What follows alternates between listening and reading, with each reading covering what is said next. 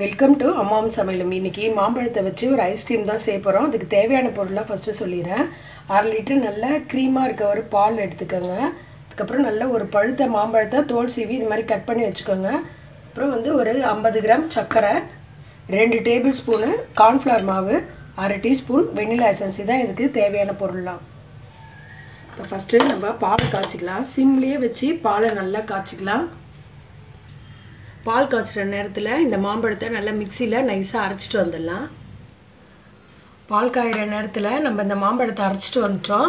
இது ஒரு பங்கனப்பள்ளி மாம்பழத்தை நான் தோல் சீவி இது மாதிரி நைஸாக மிக்சியில் அரைச்சிருக்கேன். இந்த ஒரு பங்கனப்பள்ளி மாம்பழம் ஒரு 1/2 கிலோ அளவுக்கு வெயிட் இருக்கும். ஒரு கரண்டி போட்டு இது மாதிரி நல்லா கலக்கிட்டே இருக்கலாம். ஒரு 5 நிமிஷம் நல்லா காஞ்சா போதும். நான் இப்போ ப்ளூ கலர் ஆவின் ஐஸ் பால் தான் இப்போ நான் யூஸ் பண்ணியிருக்கேன். நீங்கள் என்ன பால் வேணால் இதில் யூஸ் பண்ணலாம்.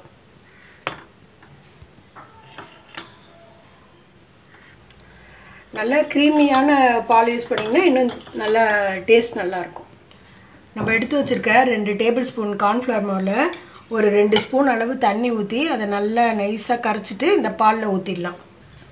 இப்போ கரைச்சா இந்த கார்ன்ஃப்ளவர் மாவை இந்த பாலில் ஊற்றிடலாம். நம்ம கரண்டி போட்டு இது மாதிரி கலக்கிட்டே இருக்கலாம். இது ஒரு 5 நிமிஷம் கொதிச்சா போதும்.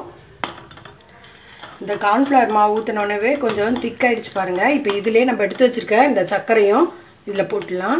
சர்க்கரையும் நல்லா கரையட்டும். இப்போ சர்க்கரையும் நல்லா கரைஞ்சிருச்சு. இப்போ நான் ஸ்டவ் ஆஃப் பண்ணிடலாம். ஆஃப் பண்ணிவிட்டு இதை நல்லா ஆற வச்சுட்டு அதுக்கப்புறம் நம்ம மிக்சியில் இதை ஊற்றிட்டு இது கூடவே நம்ம அரைச்சி வச்சுருக்க அந்த மாம்பழ விழுதையும் அந்த வெண்ணிலா எசன்ஸையும் ஊற்றி நல்லா நம்ம அடிச்சுக்கலாம். இப்போ இந்த பால் நல்லா ஆறிடுச்சு. இதை மிக்சியில் நம்ம ஊற்றிக்கலாம்.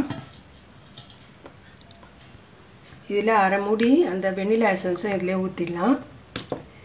இந்த மாம்பழம் அரைச்சதையும் இதிலே போட்டுடலாம். போட்டுட்டு நல்லா நம்ம மிக்சியில் நல்லா இந்த விப்பில் பண்ணுவோம்ல அது மாதிரி அடிக்கிற மாதிரி நம்ம இதை அடிக்கலாம். அடிச்சுட்டு அதுக்கப்புறம் நல்லா நைஸாக வரணும்.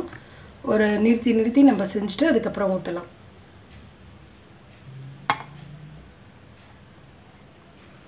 நீங்கள் மாம்பழம் எடுத்துக்கும் போது நல்ல இனிப்பான மாம்பழமாக எடுத்துக்கோங்க. நீங்கள் பாதியாக கூட மிக்சியில் ஊற்றி நீங்கள் இது மாதிரி யூஸ் பண்ணிக்கலாம்.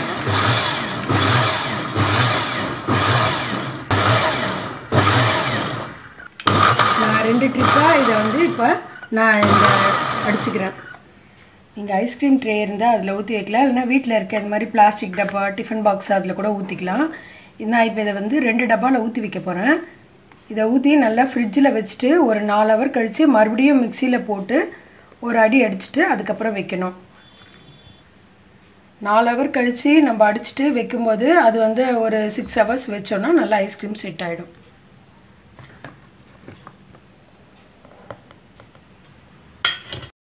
நம்ம ஃப்ரிட்ஜில் வச்சு 4 மணி நேரம் ஆகிடுச்சு. இப்போ இந்த அளவுக்கு இது ஃப்ரீஸ் ஆகிருக்கு. இப்போ இதை மிக்சியில் எடுத்து போட்டு மறுபடியும் ஒரு அடி அடிச்சுட்டு நம்ம இதை இந்த டப்பாலே ஊற்றி வச்சுருவோம். அதுக்கப்புறம் இதை அப்படியே நைட்டு நம்ம செட்டாக விட்டோம்னா காலையில் எடுத்து பார்த்தீங்கன்னா நல்லா ஐஸ்கிரீம் செட் ஆகிடும். இது பாருங்கள் நல்லா செட் ஆகிடுச்சு. இது மாதிரி இருக்கிறதே மறுபடியும் இதுலேருந்து எடுத்து மிக்சியில் போட்டு நம்ம அடிக்கணும்.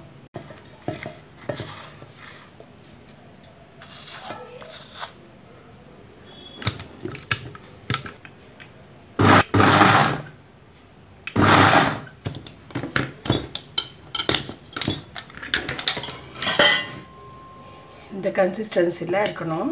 இப்போ எவ்வளோ ஸ்மூத் பேஸ்டாக இருக்கு பாருங்கள். இந்த மாதிரி இருக்கணும். இப்போ மறுபடியும் அந்த டப்பாவில் போட்டு நம்ம ஃப்ரீசரில் வச்சிடலாம். அது ஒரு 4-5 மணி நேரத்தில் நல்லா ஐஸ்கிரீம் மாதிரி செட் ஆகிடும்.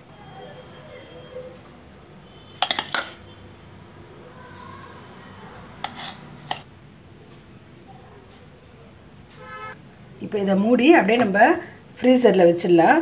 வச்சுட்டு ஒரு 5 மணி நேரம் கழித்து நல்லா ஐஸ்கிரீம் செட் ஆகிடும்.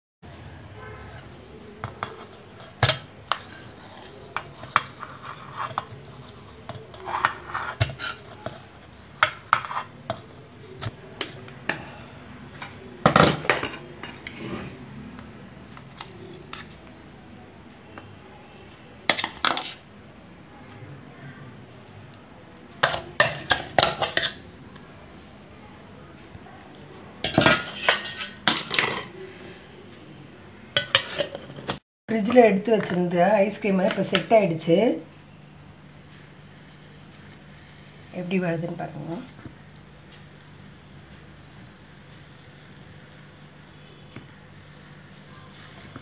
உங்ககிட்ட ஐஸ்கிரீம் ஸ்கூப் இருந்தால் அதில் எடுத்துக்கோங்க. இல்லைன்னா இது மாதிரி ஒரு குழம்பு கரண்டியில் கூட நீங்கள் எடுத்து போட்டுடலாம்.